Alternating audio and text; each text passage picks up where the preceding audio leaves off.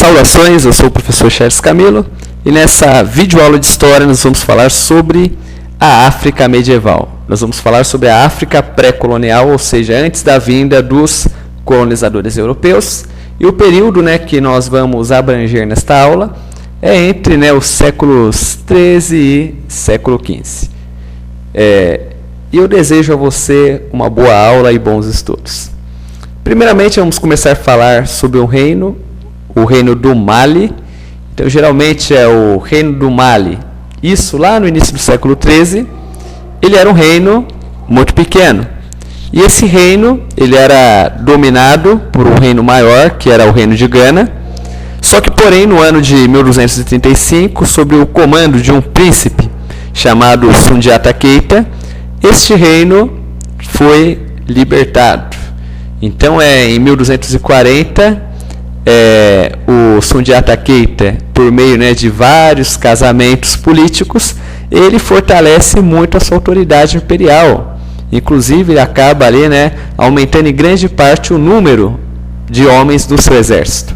E daí, no entanto, em 1240, graças a um exército poderoso e bem treinado, ele conquista todo o reino de Gana, e ele, com a fusão do reino do Mali com o reino de Gana, ele acaba ali, de certa forma, proclamando o Império do Mali. Então, anos depois, o Sundiata Keita, ele se converte ao islamismo. Então, ele resolve, ele recebe o título de Musa, que é o título de imperador, para os islâmicos, e com isso, como ele tinha um império muito grande, ele resolve dividir o império em províncias. E ele muda a capital para a cidade de Niani, no sul do Mali. Nessa cidade de Niani, era o local onde existia um fluxo intenso de comércio, porque na cidade de Niani passava-se várias rotas comerciais. Rotas que tinham como destino principalmente as cidades do Oriente Médio, que até a época era um dos grandes polos de riqueza. Além da capital, outras cidades que eram importantes polos comerciais eram as cidades de Djenné e Tombouctou. Inclusive, até hoje, lá em Tombouctou, existe uma mesquita que foi construída nessa mesma época, entre o século XIV, e hoje é considerada patrimônio cultural da Unesco, com uma arquitetura bastante rudimentar. Na questão econômica, a economia malinesa ela era caracterizada pela mineração, pela agricultura, pelo pastoreio e pelo comércio. Lembrando que o reino do Mali era um reino que possuía o alto domínio da metalurgia. E com isso, eles construíam desde ferramentas até armas sofisticadas para a época.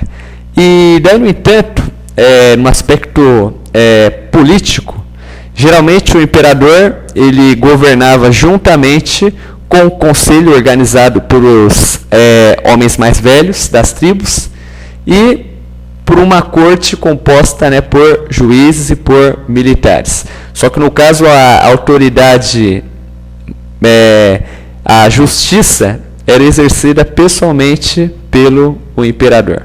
Só que, porém, acabou acontecendo que dentro do Império do Mali existia várias disputas internas dos territórios dominados. E dentre essas disputas, no final do século XV, acabou acontecendo que o Império do Mali foi perdendo territórios e entrando em decadência.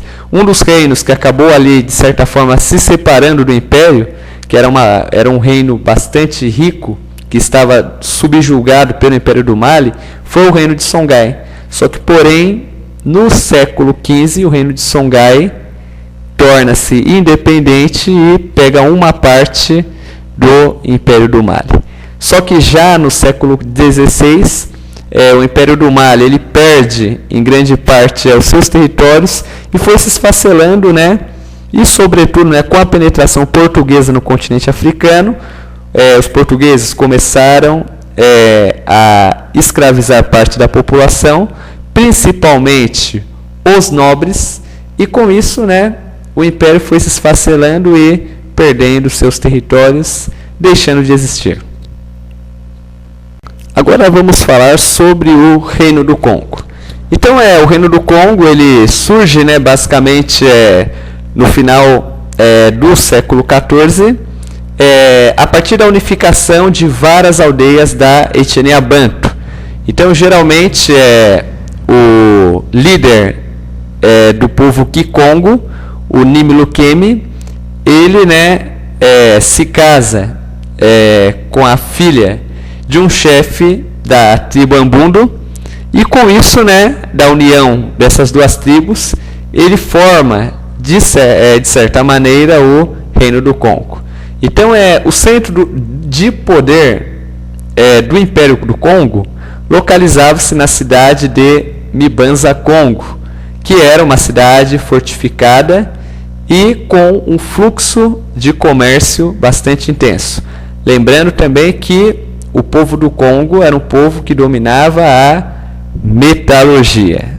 Então, no mesmo caso lá do Reino do Mali, ok? E geralmente eles utilizavam o Reino do Congo. Ele tinha um sistema eficiente de arrecadação de impostos e geralmente os impostos eram pagos com alimentos. Esses alimentos eram armazenados em estoques do governo e distribuídos à população em casos de doenças ou crises alimentares. E geralmente, como dinheiro, eles usavam uma espécie de concha chamada ninzibo. Então, geralmente nas pequenas trocas de mercadorias, o ninzibo era utilizado como dinheiro. Ok? A base da economia do Congo era a agricultura e o pastoreio, e além disso, eles davam uma grande valorização para a metalurgia. A metalurgia era considerada uma profissão apenas reservada aos nobres, pelo simples fato de que o imperador do Reino do Congo, o imperador não, perdão, o rei do Reino do Congo, o Nimilukemi, ele era ferreiro. Então, o ofício de ferreiro era reservado apenas aos nobres. E, além disso, a sociedade do Congo ela era formada pelo rei, pela nobreza, que era em sua grande parte formada pelos conselheiros e pelos altos funcionários militares. Logo depois vinham os soldados, os comerciantes e os agricultores, os camponeses. Havia também um pequeno número de escravos. Então, nós devemos entender que a escravidão ela não foi introduzida pelos povos europeus dentro do continente africano. Já existia escravos antes da penetração europeia no continente africano. Então, geralmente, grande parte desses escravos eles eram prisioneiros de guerra. Eles eram capturados das tribos inimigas e convertidos em escravos. O que acabou modificando as relações com a penetração europeia é que os prisioneiros de guerra passaram a ser vendidos para os europeus ao invés de serem escravizados pelo reino local. Acontece que a situação do Reino do Congo ia bem até que no final do século XV, 1483, o capitão português Diogo Cão ele havia chegado à foz do rio Congo e encontrado ali o reino. E inicialmente os contatos entre os portugueses e os nativos foram pacíficos. Houve de certa forma, uma cooperação econômica, uma cooperação cultural entre os portugueses e os nativos. Só que os objetivos entre ambos eram objetivos comerciais. Os portugueses e a população, o Reino do Congo, pretendiam estabelecer laços amigáveis no que diz respeito ao comércio. Mas no próximo slide vamos ver o que gerou esses possíveis contatos comerciais pacíficos. O rei que estava no trono da época da penetração europeia, o Nzinga Mbemba, para agradar aos portugueses, ele converte-se ao cristianismo. Então o Nzinga Mbemba, ele se converte ao catolicismo e ele adota o nome português de Afonso. Então ele ficou conhecido como Afonso I. Então Afonso I, é Afonso com 2 Fs mesmo, não errei, viu? Ele tentou, né, fortalecer o reino do Congo, né, de certa forma modernizando num padrão, né, das monarquias europeias vigentes. Então em 1505, procurando fortalecer o seu império, ele organiza o quê? Ele pede para que os portugueses enviem, né, missionários, enviem professores, enviem, no caso, engenheiros, técnicos, para ajudar a modernizar o seu reino.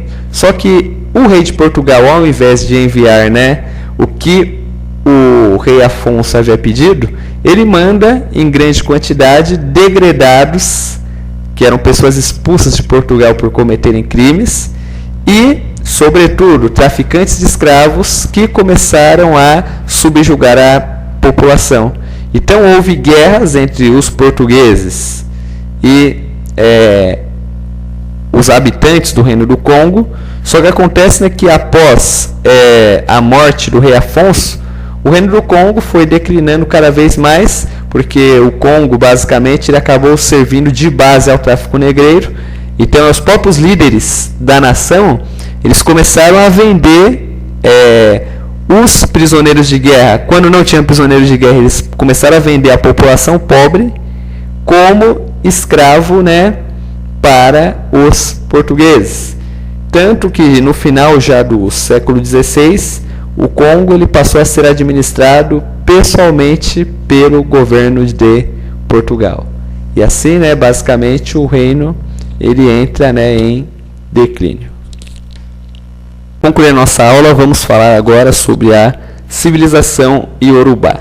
Então, geralmente o Iorubá, Iorubás no plural, é a denominação de um conjunto de vários povos, e esses povos eles possuem traços culturais e linguísticos comuns.